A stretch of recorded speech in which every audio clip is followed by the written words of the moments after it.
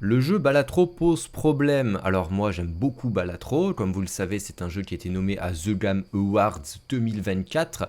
Alors bon, je vous avoue que les cérémonies de récompense je m'en fous un peu, je suis plutôt équipe Jean-Luc Godard sur la question. Merci Isabelle, bien sûr, merci aux professionnels de la profession, comme je l'ai dit. Mais ce qui est marrant, c'est qu'il y a des gens un peu hystériques comme ça qui se sont dit « Oh mon dieu, un jeu de cartes a été nommé avec des grands jeux vidéo qui sont de l'art comme le remake, encore une fois, remaster 4K HD de Final Fantasy 175. Hein, voilà, encore un jeu vidéo tellement original qui méritait d'être récompensé. Non, à côté, on met vulgaire jeu de cartes. » Bon, jeu de cartes auquel j'ai joué pendant des mois d'affilée, vous savez, sur les petits PC consoles, là, j'ai acheté une Asus ROG Ali et c'était très bien dessus, voilà.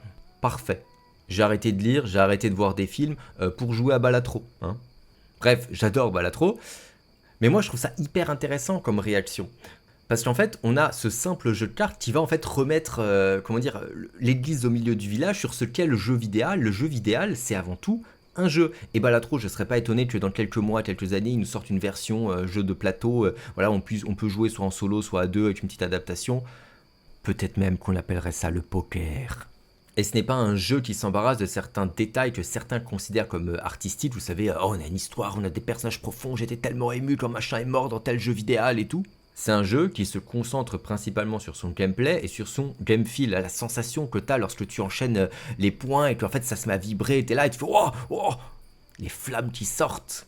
Gros plaisir. Et donc le traitement réservé à Balatro montre encore une fois l'esprit étriqué de ceux qui défendent le jeu vidéo comme étant un art, parce qu'en fait ils ont une idée très arrêtée, très finie de ce qu'est l'art, très conservatrice finalement. Et si jamais ça ne correspond pas exactement à leurs critères, eh ben ils sont là, non, c'est un rejet, c'est un simple jeu de cartes.